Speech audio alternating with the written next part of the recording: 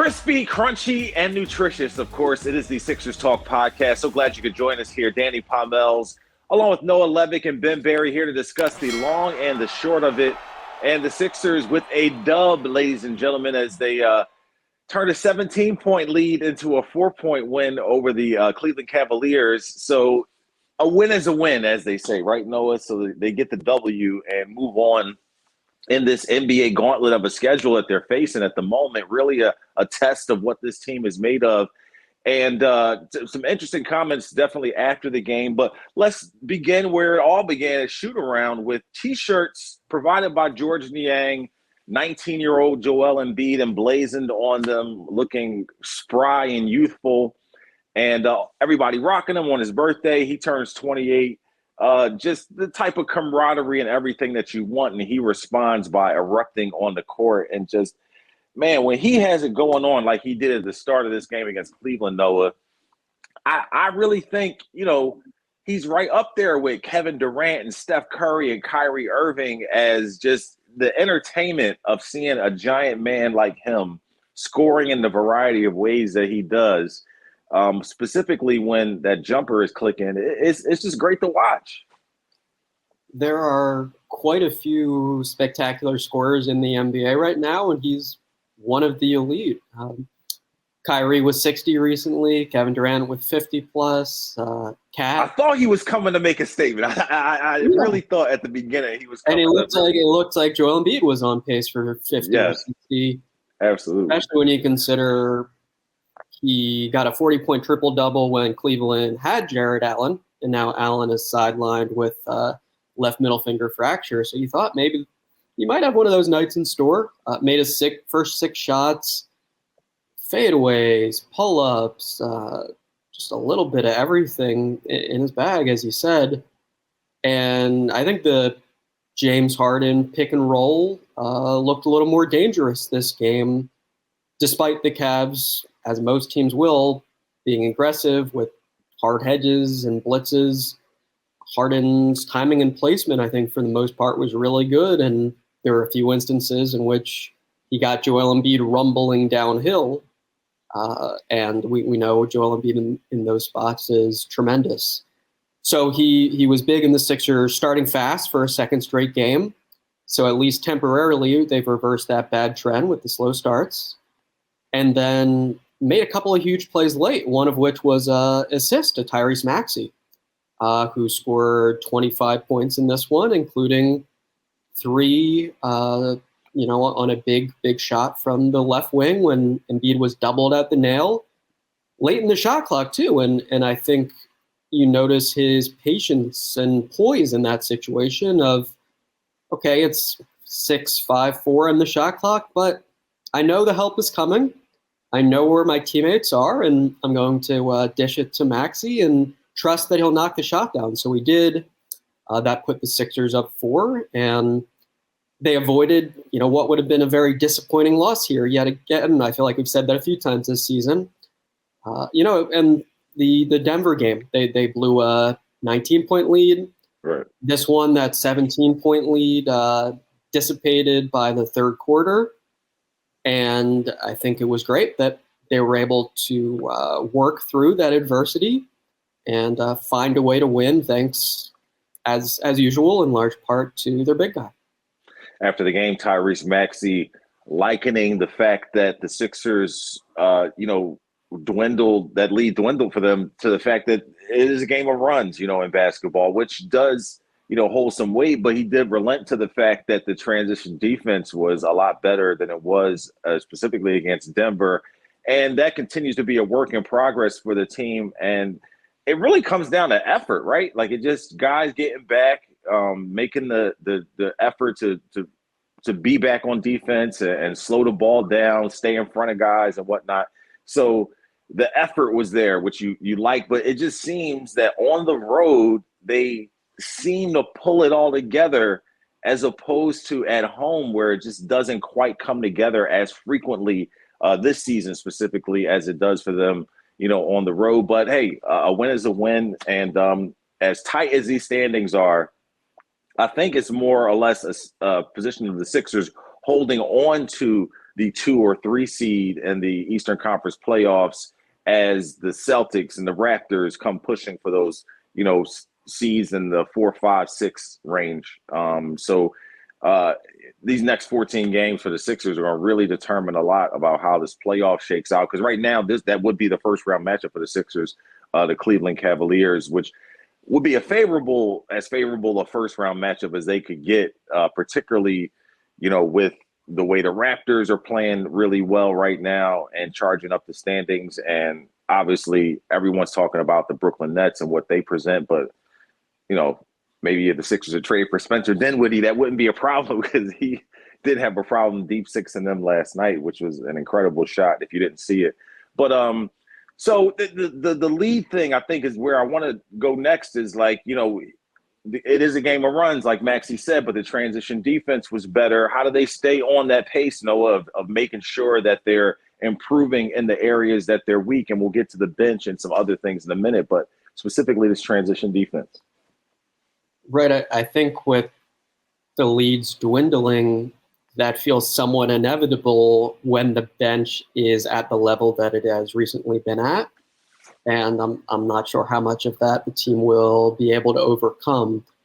As I've mentioned before, I think Embiid and Harden being so elite at drawing fouls can mitigate this a little bit. And I think also just attentiveness and effort with the transition defense allows you to prevent some of those game-changing runs by opponents.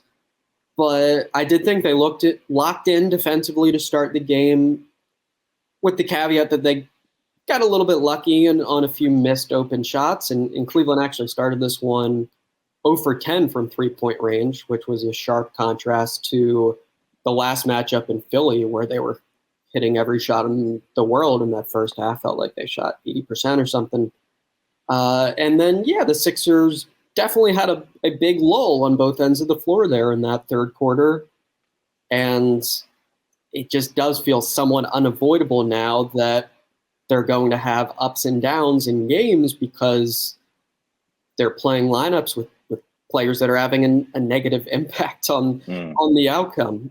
So 41-13 was the bench margin for this game. And if you look at the last three, the Sixers bench has been outscored by 94 points by the opposing second units, which is wild. And I think the silver lining last night was at least James Harden ensured that the non-Embiid minutes actually went okay. I mean, the Sixers were somehow +2 with DeAndre Jordan on the floor. And a big part of that is Harden just recognizing he needs to be aggressive in those spots. And I think also it felt like in early in the fourth quarter, he flipped a switch of just being a little more precise and a little more focused too. And it just felt like his execution elevated to a different level. Made a few sloppy plays at the end of the third, a couple turnovers, one of which was a pass at DeAndre Jordan's feet, which just never seems like a good idea for a 33-year-old 7-footer. But then, early in that fourth quarter, James Harden set Tobias Harris up on a pick-and-pop three, did some scoring of his own, and got the Sixers right back into a decent position. And it did feel, yet again, fortunate that they survived the minutes without Joel Embiid on the floor, but that's probably going to be good enough in many instances, though it does, game after game, give you the sense that it's a shaky situation just with the bench overall, and then specifically the bench minutes when Joel Embiid is not on the court. You bring up the 94 points, the bench minutes, time without Joel. I want to table some of that until later in the podcast. And let's focus on Harden and the big four as it was last night with Tobias Harris and Maxey all contributing along with Harden and Embiid. And you mentioned Harden and his decision-making and whatnot. He shoots 12 shots where, he does have 11 assists to go with that. But Tyrese Maxey has more shots than him And I think his playmaking is super essential to this team. Definitely a part of Ben Simmons' game that the team had missed. And you can see, like you said, the precision. And he mentioned after the game about aggressiveness in the fourth quarter, and whether that be scoring or aggressiveness to find guys and get them shots in great positions.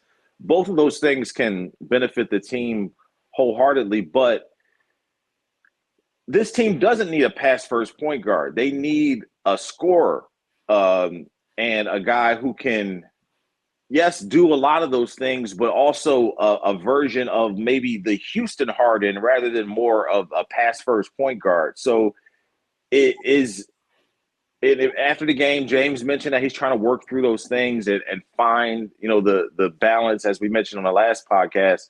But do you feel like there's room for guys like Tobias and Maxey to pick up the scoring differential if he can just continue to make the plays? Because it seems like a lot of times it's just a difference between shots falling and shots not for the Sixers, because Maxey and Harris on any given night can produce the numbers that they gave last night, but yet it seems to work in concert more, on the road for some reason. But also when James is making the plays, like you said, more aggressively, it works out better for the team. But what's your perspective on that, and how, that balance is working out here game to game? And like I said, I don't want to overreact to just one game, but what's your perspective on that?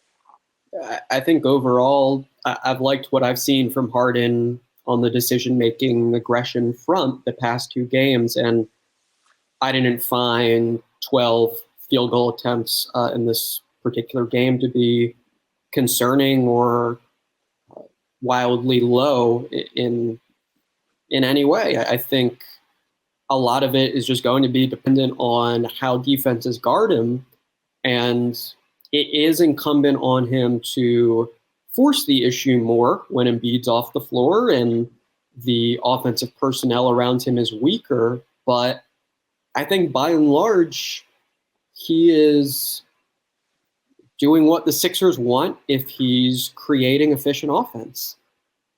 And that doesn't always mean trying to pull off an impossible play or attempting to turn the corner on a blitz when he doesn't have the angle or something along those lines. I think especially these last two nights, the opposing teams have been determined to make him give up the ball when someone screens for him. They really do not want him getting downhill on the pick and roll or facing drop coverage and having space to navigate and pick out teammates or pull up for threes. They just want someone besides James Harden beating them. And as you said, Sixers teammates capitalized on that quite nicely, knocking down catch and shoot threes, pretty much taking them without hesitation. And I think the formula last night was solid and felt sustainable, felt replicable, and the Sixers missed some good looks too. I think overall the offensive execution led by James Harden was strong and not a bad blueprint for the team moving forward. I think the minutes without Embiid do feel much more similar to Harden's Houston days, where it is necessary for him to do just about everything for the team's offense, and that's actually best for the team. And I think that's much less true when Embiid's on the court, because he's an extraordinarily efficient MVP candidate big man who should get a lot of touches, and also because James Harden is facing two on the ball now quite regularly in the pick and roll, and he's all about making the smart play. And I think he's doing that for the Sixers. I think his night in general looks better if he's, 3 for 6. Not 1 for 6 from three, yeah, right? 2 for 6 or 3 for 6. But he was 1 for 6. And that's fine. It'll happen sometimes. To me, this doesn't feel at all similar to Jimmy Butler's time with the team, where there were some weird stretches where he was perplexingly lacking aggression offensively. And just letting the game come to him in the most, passive way possible. Yeah, and it felt a little weird, and he was understandably getting a lot of questions about it, and just extraordinarily deferential with his style. To me, this doesn't seem comparable with Harden. I think he's mostly making the right plays. Part of it, sure, is integrating to a new team and wanting to be unselfish and wanting to make his teammates better. But honestly, I think he's all about just moment to moment, doing what's right for the team, doing what's best for the team. And I think it's mostly been working. He had a couple of clunkers against Brooklyn, against Orlando with the 5 for 19 shooting night. And I think the past 2 games, he's been good to great and made the Sixers better. And that's all they can ask for. And here we are, 9 games in, 7-2, if my math is correct, on his time here with the Philadelphia 76ers. And, I am definitely the type of person who I can deal with the growing pains a bit, because I'm really focused on the postseason. I'm really hoping that they get there healthy and as gelled together as possible. And I really love his aggression when it comes to the leadership. Like, he was vocal from the start with this team, and that seems to be his personality. And I don't know who, it made sure that was part of the package that he brought with him here to Philadelphia. But you see him, pointing and telling guys where to go and, what to do, and correcting guys and things like that. And I think that's just an immeasurable part of his game, particularly with guys like Tyrese Maxey, who just exude the confidence that Harden exudes when he has the ball. Like, it just rubs off on everybody. And suddenly some of that confidence is going to Tobias Harris's way, Noah. And man, he looked good. And I had tweeted something out about the fact that it's just so weird to watch Tobias struggle, because, one, how hard he works, but 2, it's just like the shot just looks so pure. Like, the form it just looks like it should go in, and it doesn't sometimes. And we know he, flirted with the 50, 40, 90 stuff and all that. But he has really come along in these last 2 games. It seems that he's found something. And Joel Embiid talked about him doing more of what they asked and just let it fly, let the ball fly. And, you figure a guy in the NBA, that shouldn't be a problem. But along with letting it fly, I really thought the defense was terrific last night. And Doc Rivers said as much last night as well. Just, his feet staying in front of guys, deflections, his hands looked quick and whatnot. So it just really looked like a great game for him, and the confidence that he exuded just was coming through the screen, in my estimation. What did you see? Definitely, yeah. I think we brought that up early, that his defense would become much more important for this team that now lacks plus defenders. And I think it has stood out recently in a positive way, and that's great. And I think there's just the recognition that night after night, he needs to be strong on that end of the floor, and he needs to focus on that part of his game. And I think by and large, the physical tools are there to provide what the Sixers are asking. His ability to guard smaller players the last couple of seasons, going back to Trae Young a bit in the playoffs when the Sixers were switching on those double drags, it's a big asset for this team. Of course, it was especially noticeable, I think, on the bully ball team, when the Sixers had very few small players and occasionally needed Harris to pick up that slack. But I think actually that the couple years since, he's become much more capable of doing it well. Yeah. I don't think, anything was especially positive from the 2019-20 Sixers. But yeah, since then, his passing and his defense have legitimately become a bit better. and that's great for this team. I think now he knows what he's got to do, and it feels clear to him, what is necessary to fulfill that role well. Of course, as with all these guys, everything looks better when open shots are falling, and they have been for him. But hey, maybe he was due. Maybe he was getting a little bad shooting luck, and now he's sort of returning to his norm a little bit.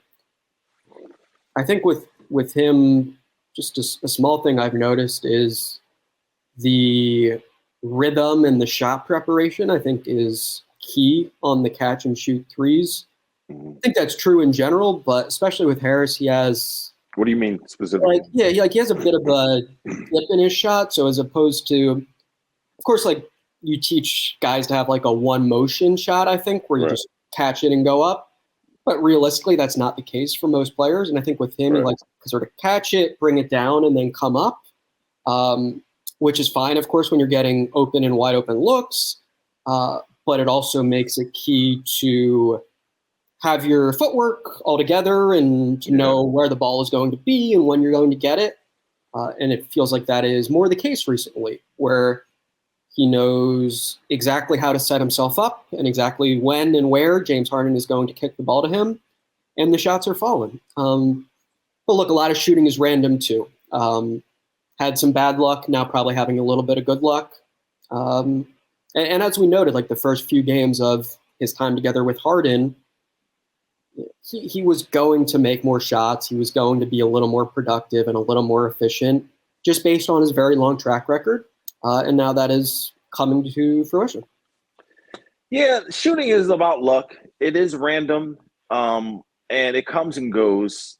But no, the luck just does not seem to leave Tyrese Maxey often. It just does not seem to, dissipate. And he has a game like last night, and he's smiling all over the place and talking to the opposing team and hitting big shots and doing it stoically at times and just being a man about his business. He's dunking on people. It just, everything right about Sixers basketball resides in Tyrese Maxey. And I just, in my eyes, can't even envision a time, or maybe I can see it, but it would feel like a knife in the heart for him to be on an opposing team, because you kind of feel like he's yours. You know what I mean? As a Sixers fan. So you have a night like last night where he continues to show the growth and the progress that you have enjoyed so much this season. He's hitting shots and making decisions that are really valuable to the team. And you just really hope that continues here through the rest of the season and into the playoffs. What specifically about last night popped out to you? Do you see his defense getting better, which is something that has been weak for him, and his three-point shot continues to be so money as he's made such a great leap in that from this year to last year? There's really not a lot of bad things to point to, but what are you seeing? Yeah, I think the defense, probably fair to classify that as a little bit inconsistent, and the Sixers would love for him to string together some good games here and be trending in the right direction heading into the playoffs. As I think I mentioned before, I think they have some concerns about him on that end of the floor and some of what he will be asked to handle. But he was great last night, and it just felt like after the low point of the Brooklyn game, it took him zero time to mentally switch back in the way that was necessary to, I just got to be myself, and that's going to be good enough. And sure, it is important to avoid costly mistakes, but I'm not going to dwell on that or worry about that too much. I'm just going to play my game, and I know what works for me, and a lot has worked for me this season. So there's no reason I shouldn't be confident. So, the clutch shot we mentioned earlier, I don't think many people could have imagined him both taking and making that shot heading into the season, when he was a 29% three-point shooter at Kentucky, 30% as a rookie. And now that feels like a long time ago, that his shooting was viewed as problematic or a major question mark. Like, I think when he gets an open look, you figure he's going to take it and that it's got a decent chance of going in. And that is fantastic development on his part. But it is interesting. I asked, I guess it was last week, just how he balances like everyone on the team telling him, we need you to be aggressive, we need you to attack. But then also, of course, he hears it from Doc Rivers and he hears it from James Harden and every teammate when he screws up, that he doesn't get much slack from anyone when it comes to like, you're a young player and it's okay if he makes some mistakes. Like, no, they expect him to be darn near perfect. And he basically said, like, if I'm making aggressive mistakes, that's okay. So if I'm driving hard to the rim and it doesn't work out, that's fine. But if the mistakes are coming from being passive or, of course, just from a mental lapse or something along those lines, that's not acceptable. So I think he has a clear delineation in his mind of, I shouldn't beat myself up if something goes wrong, but I am playing the way everyone wants me to play. So I think just his attitude and his approach have consistently impressed, and it allows him to get back on track when things for other players might go off the rails a little bit. You know what, Noah? Maybe the problem is he can't see, because he said after the game that when he got to his locker and he saw the shirt hanging up there, he thought it was a picture of Tupac on there and not Joel Embiid. So maybe he can't see. Maybe he has trouble seeing close up or something. He can't stay with the defenders because he can't see him in front of them. Maybe, yeah, that's a fascinating theory. Yeah, if you haven't seen the shirt, it's a very amusing shirt from Joel Embiid's time at Kansas. George Niang reached out to this guy who runs Shirt Faced, which is like a prank T-shirt company, and it's a funny image of Embiid even pre-process. Right. And it actually had me going down a little bit of a rabbit hole watching Joel Embiid versus George Niang in Big 12 play in like 2014. Nice. Which was fun. Yeah, George Niang and Joel Embiid both looked a lot different and have both, I think, come a long way from where they were back then. You even heard it reminded me a little too, honestly, of just how many obstacles Joel Embiid had to work through to get to where he is now at 28 years old, where many people think he's going to win MVP. And he hasn't been playing basketball very long either. He started at 15, 16 years old. Right. And 28 years old and is clearly in his prime, but the idea that he could keep growing, I don't think is so ludicrous. So it's neat to be able to watch him do his thing, when he's at his peak. Growing as a player, not his height, because he's already gigantic, right? I think that's unlikely. I think Tyrese Maxey is also not going to grow in height. He's 6'2", and he's going to have to make the most of that. Let's take a time out here. We will dive into this bench and discuss this work in progress, as we like to call it, and Doc Rivers' comments after the game, which were very interesting. As Noah mentioned, the squad has been outscored by 94 points over the last 3 games. We'll try to make some sense of it after we take this quick timeout. Start college, build skills, and complete your degree with Wilmington University. 100% online options and affordable tuition makes WilMU work for you. Learn more at wilmu.edu. No, 94 points is a lot, and the Sixers have a tough go of it as their bench isn't quite what it should be. And I think, you have James Harden on one hand and Joel Embiid and Tobias and Maxey, those starters, playing buku minutes and not a lot of minutes for the bench. So it's kind of like, is the amount of minutes I think James Harden played 42 minutes. So are the starters playing so many minutes because the bench sucks? Or, what's the deal? And after the game, Doc Rivers with some interesting comments when Keith Pompey asked him about why Shake Milton or what Shake Milton has to do in order to get some more playing time, because I only think he played 3 minutes. And he's like, well, listen, Keith, I'm not going to get into who's not playing one each night. Shake played the amount of minutes he played. Some guys are going to get minutes some nights, some guys aren't. You could have asked about Furkan or Isaiah Joe or whatever, but it's just this, they're all fighting for those minutes. And it turned out Danny Green was the guy that got the most minutes, and a guy I think should get a good amount of minutes, because I think he's a good contributor to this team and fills some voids that they have. Are you satisfied with that, Noah? I mean,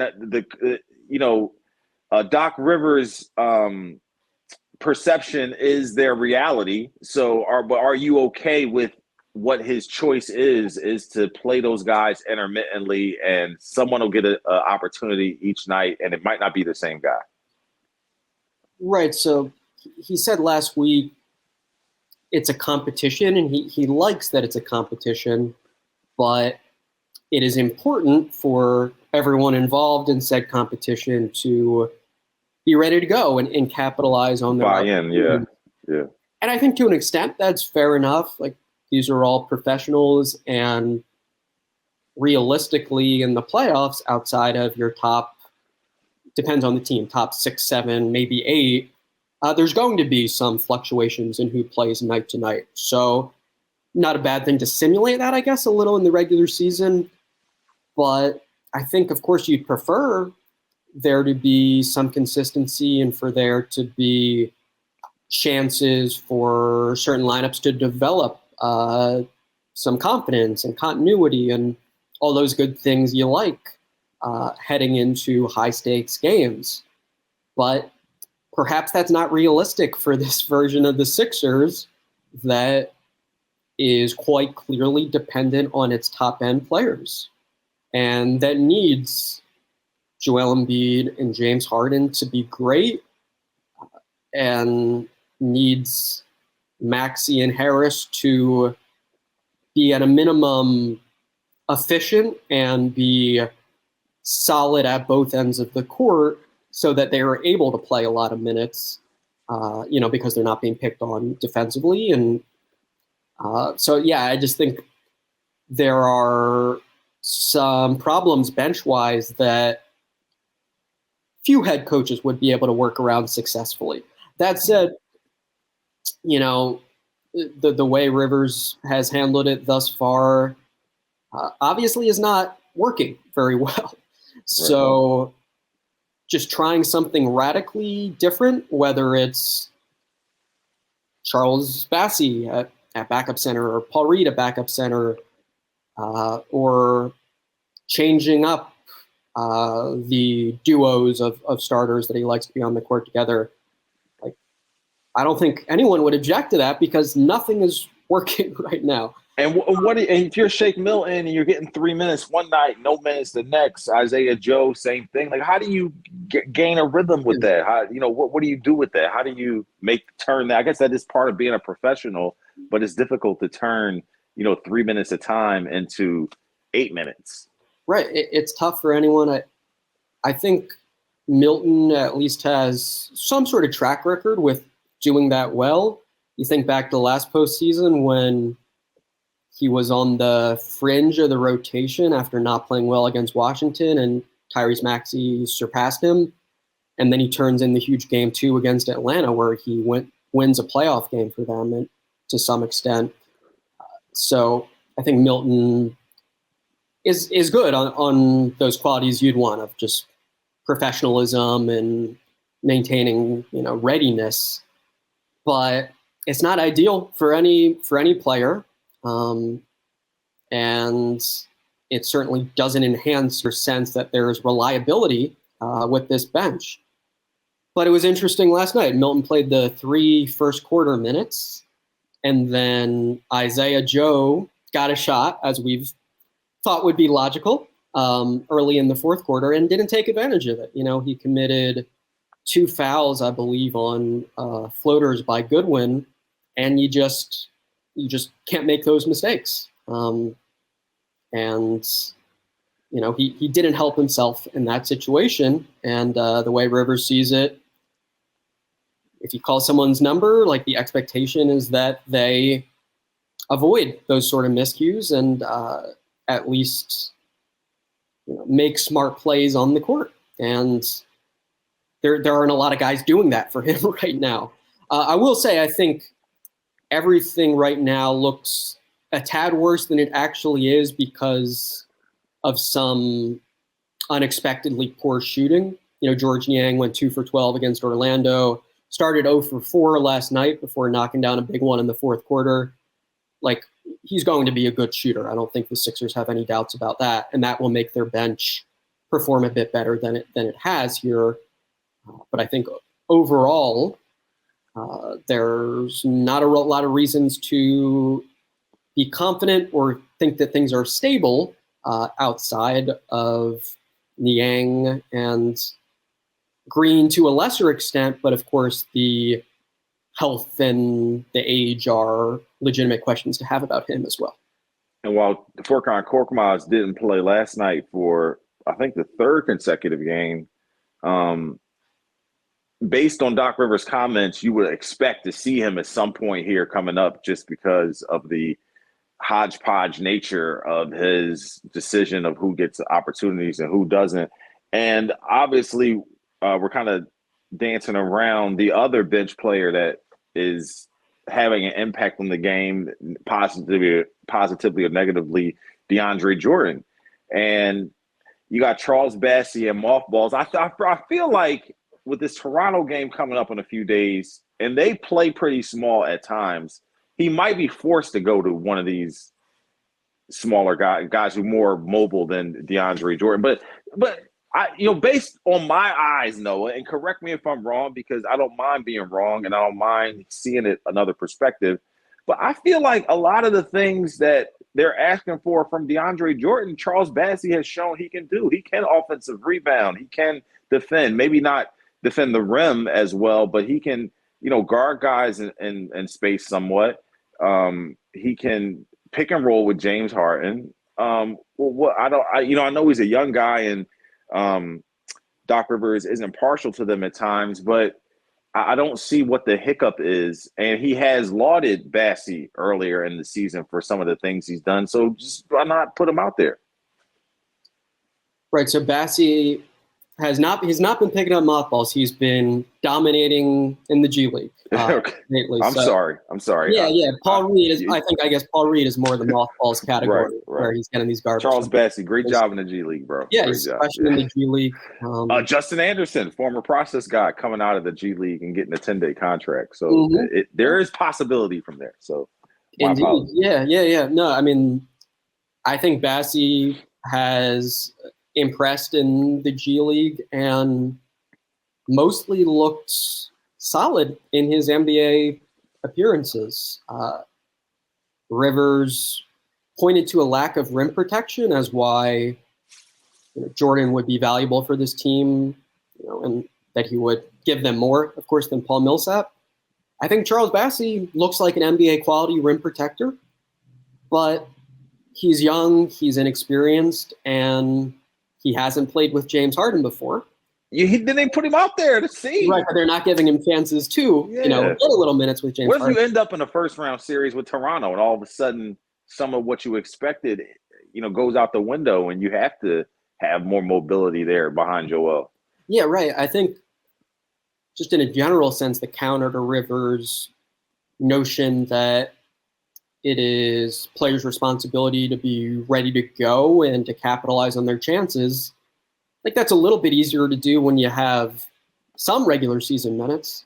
I'm even reminded of back during that Butler season when the Sixers were like going with short rotations, and then Brett Brown throws Jonah Bolden into some games against Toronto, and you just knew it probably wasn't going to work because he didn't have the recent regular season experience. My gosh! So I try to like Harry Potter, erase some of those memories. I think that happened, right? I'm not making this up.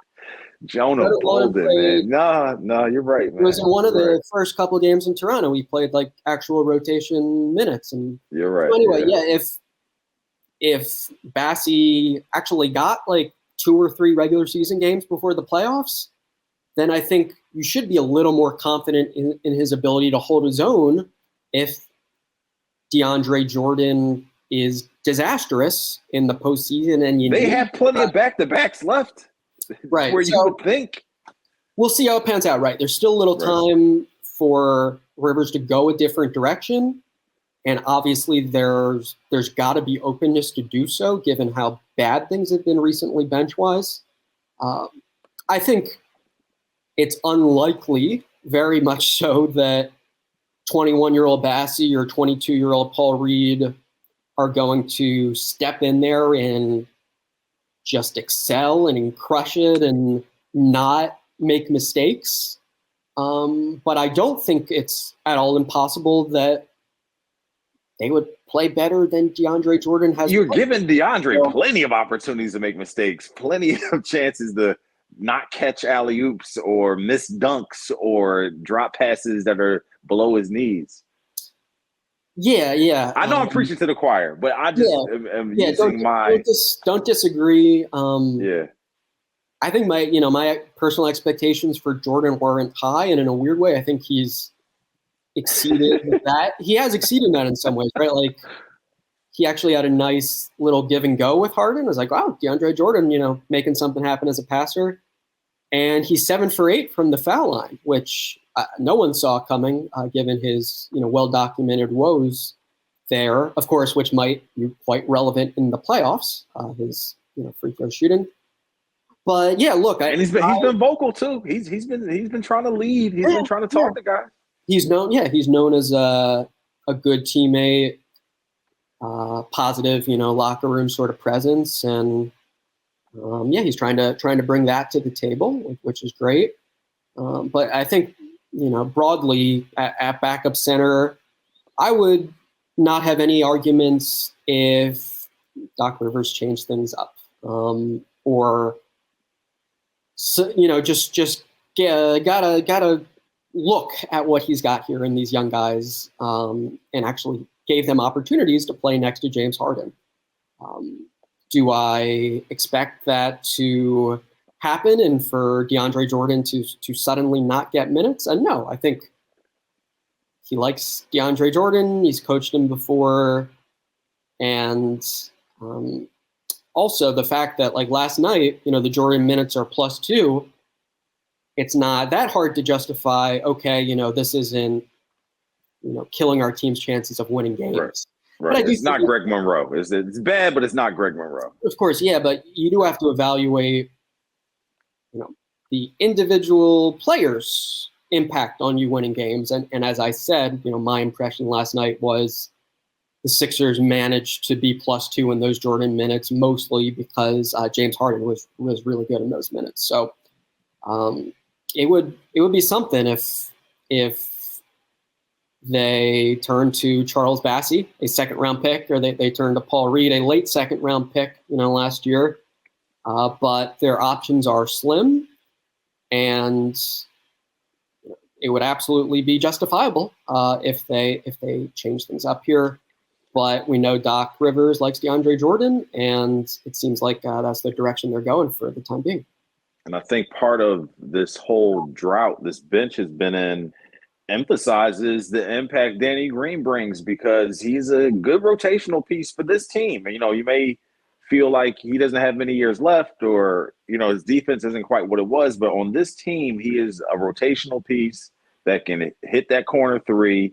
He can play some passable defense, and he's a body that can, fill the void, if you're not using him as a starter, which I feel like he would be okay there too, he fills some of the voids that the Sixers have.